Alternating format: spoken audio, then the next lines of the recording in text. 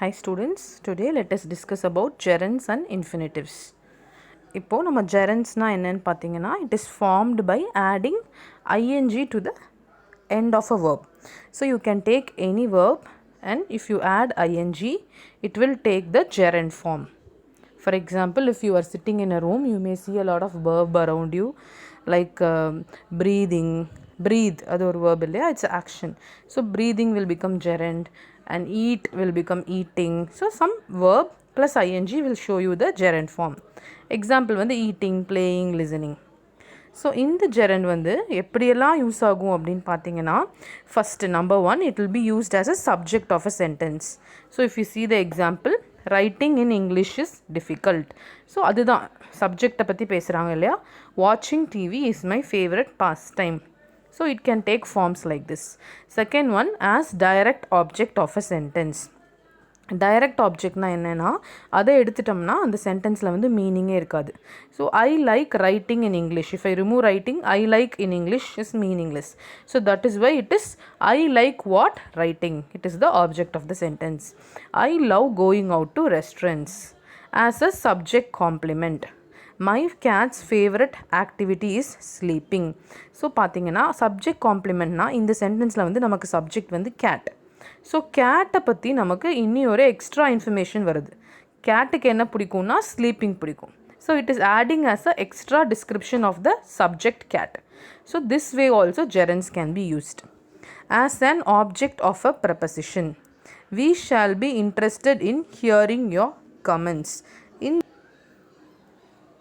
Okay, object of a preposition அப்படின்னா என்னென்னா, ப்ரெப்பசிஷனை தாண்டி வர அந்த வேர்டுன்னு சொல்லுவோம். If we see in the sentence here, we shall be interested இன்னுங்கிறது ஒரு preposition. Hearing your comments. Would you like to walk instead of ஒரு preposition, taking the bus.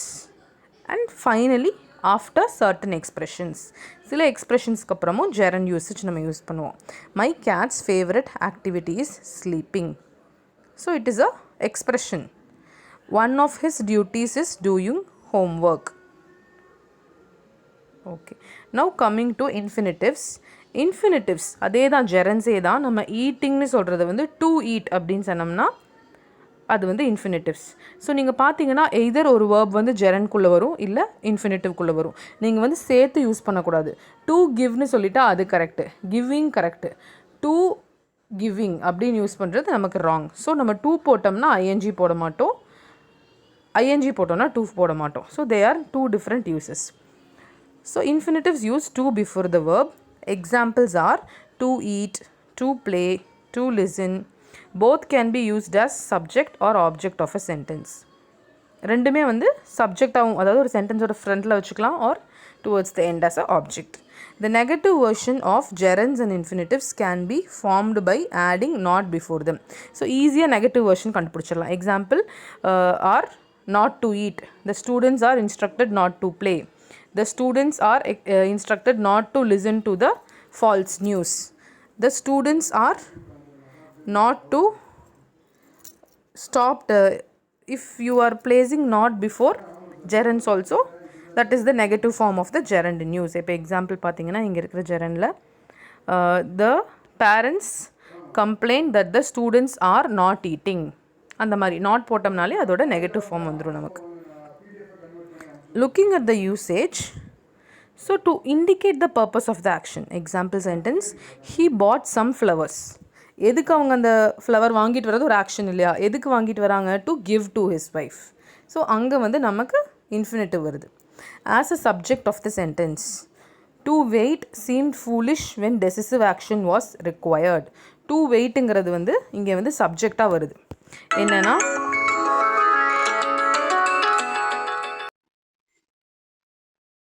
sorry about the interruption. As subject of the sentence. So wait பண்ணுறது வந்து foolish ஆன விஷயம், டக்குன்னு action எடுக்க வேண்டிய நேரத்தில் அப்படின்னு சொல்கிறோம்.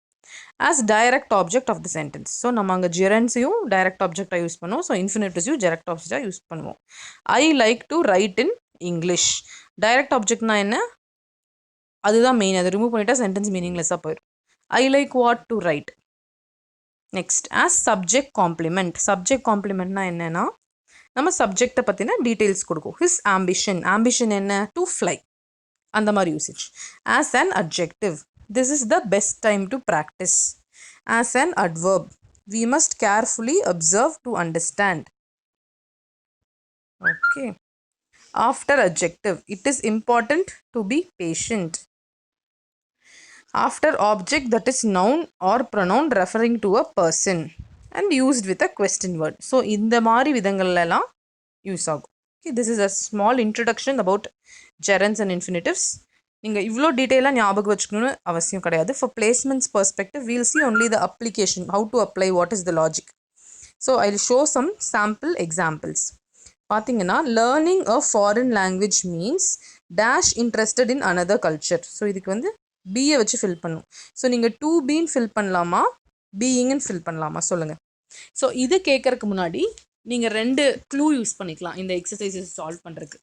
ஸோ ஜெரன்ஸ் அப்படின்னா ஐஎன்ஜி ஃபார்ம் இல்லையா, அது வந்து எப்போ வரும்னா, எப்போ வந்து ஒரு விஷயம் உண்மையோ, ஃபேக்சுவல், உண்மை ஃபேக்சுவல், இந்த மாதிரி விஷயங்களுக்கு ஐஎன்ஜி யூஸ் பண்ணுவோம்.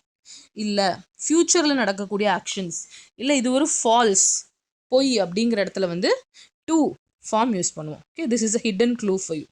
ஸோ இதை நீங்கள் ஃபஸ்ட் ஒனுக்கு அப்ளை பண்ணிங்க. Learning a foreign language means dash interested in another culture. So நீங்கள் ஒரு ஃபாரின் லாங்குவேஜ் கற்றுக்கிறீங்கனாலே அதுக்கு வந்து உங்களுக்கு வேறு கல்ச்சர் பிடிக்குதுன்னு தான் அர்த்தமா? இந்த சென்டென்ஸ் கரெக்டாக 100% ட்ரூவா? அப்படியா இருந்தால் நீங்கள் பீயிங்னு சொல்லலாம்.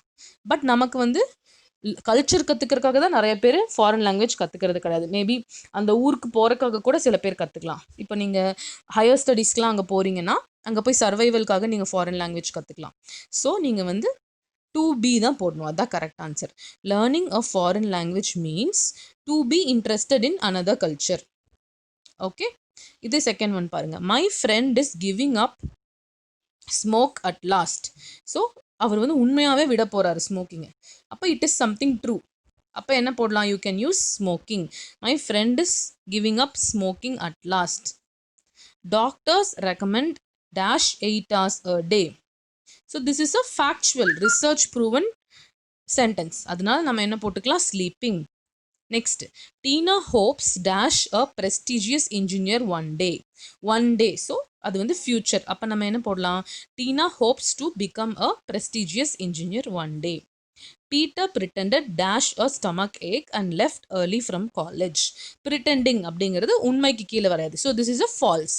ஸோ நான் என்ன சொல்லியிருந்தேன்? ஃபேக் விஷயங்கள், ஃபால்ஸ் விஷயங்கள்லாம் வந்து டூ ஃபார்ம் தான் யூஸ் பண்ணுவோம். Peter pretended to have a stomachache and left early from college.